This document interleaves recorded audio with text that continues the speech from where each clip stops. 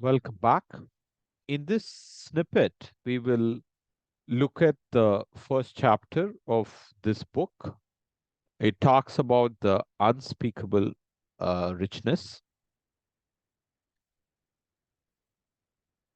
So, this chapter starts with one European adventurer or explorer, V.L. Cameron, who was the first person who supposedly cut across Africa in 1876. So there is a Wikipedia link to this explorer. So you may read this paragraph, and I have highlighted just some parts. So it talks about unspeakable richness. Okay, so this Africa was very rich in variety of minerals. Now it's even more important than in those days.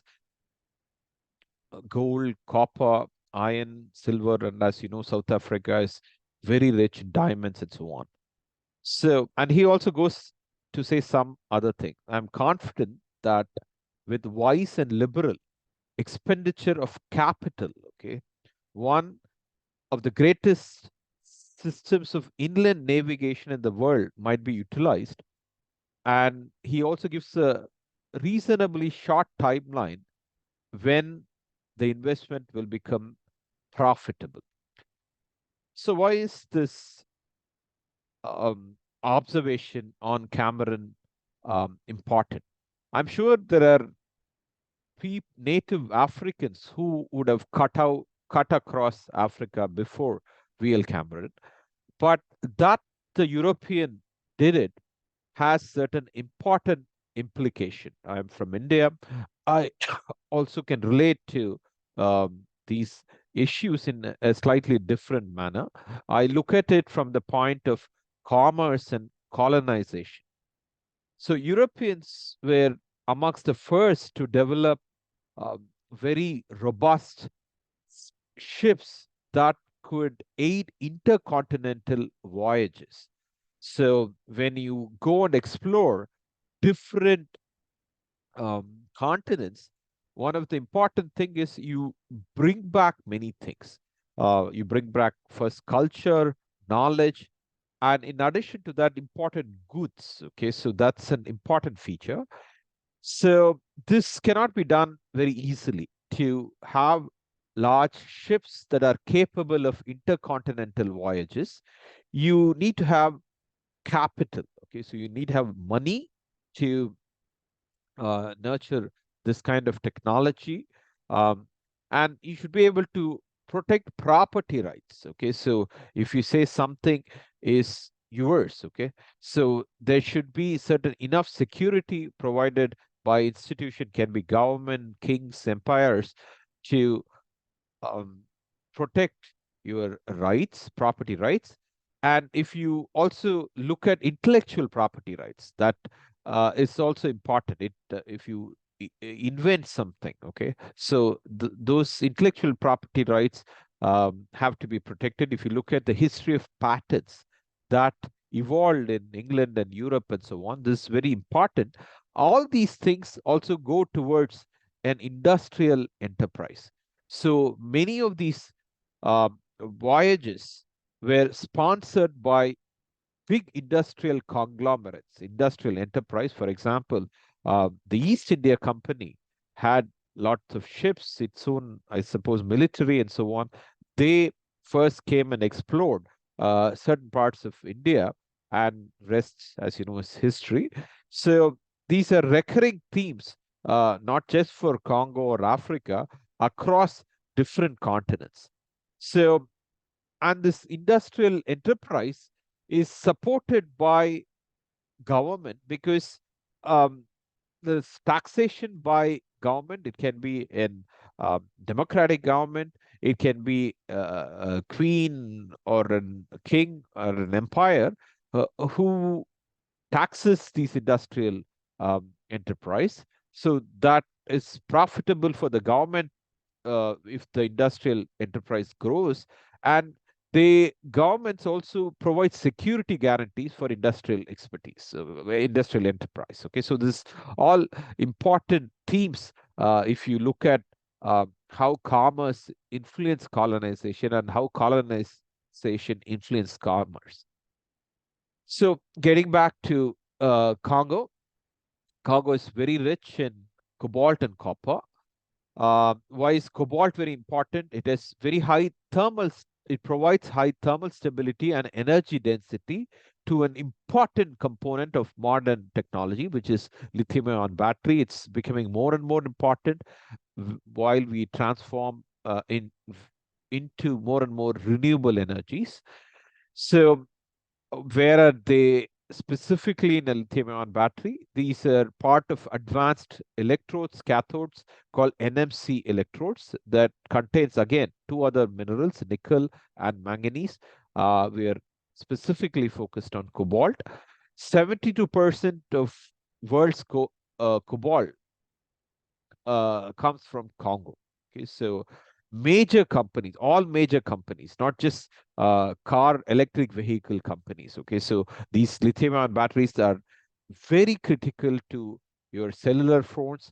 So all the major companies perhaps receive some amount of cobalt from Congo. Okay, these are companies, Western companies, Asian companies, and so on. So everybody has a responsibility to think through these important issues. Um, so he talks about a particular state. Okay, so where this particular state is rich in cobalt.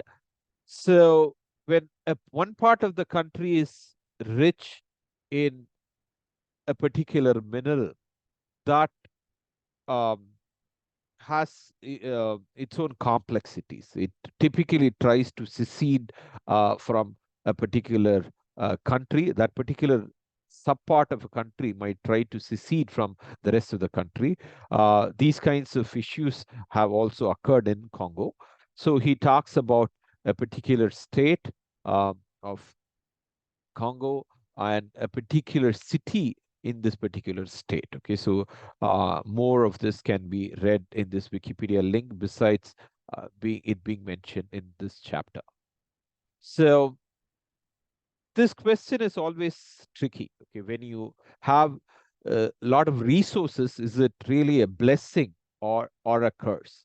So if you look at the history of Congo, transfer of power has been filled with violence. If you look at not just in terms of cobalt and Congo, if you look at the Middle East, there's a very um, interesting book, probably I'll discuss it later, called The Price, which talks about um, hydrocarbon, petrol resources in the Middle East. Okay, so this is a very, very interesting book. So in that has a slightly different theme, but same kind of history can be observed using petrol also. So here also, having a lot of resources, it's not very clear whether it's a blessing for your country or a curse for your country. Many of these countries have had not have not had a democratic form of government. A lot of dictators have ruled over these countries. An important person in Congo was this person. Okay, so he was a freedom fighter. He was the first prime minister of Congo in 1960. He was brutally assassinated after being elected as the first prime minister. There is an important documentary that is, I suppose, available on YouTube. You should all watch it. It's a very moving documentary, well-made documentary. I suppose it's very factual. Uh, it tells you the complexities of ruling a country rich in resources. So a Wikipedia link is also there about this great person. Um, this particular chapter also introduces artisanal mining. Okay, so here fairly uh, impoverished poor people undertake this aspect, and going from here, okay, so the technology involved is very rudimentary. People just go and dig with shovels and so on.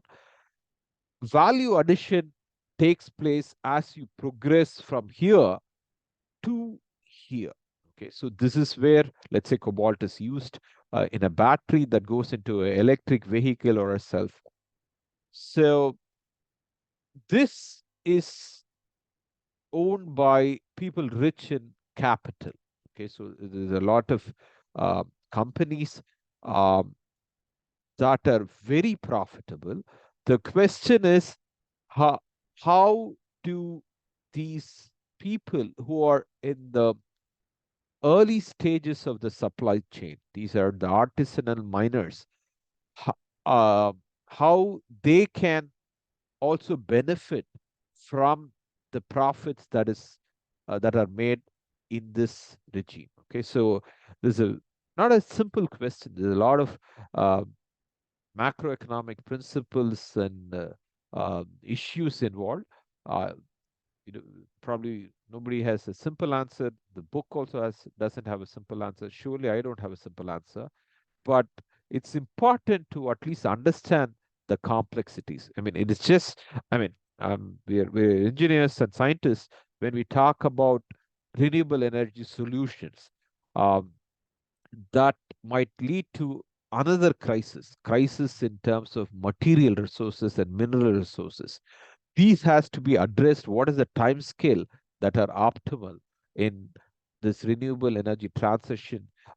This has to be debated. It's not a one answer that is applicable to all countries. Okay, so different countries will have different length scales and different time scales.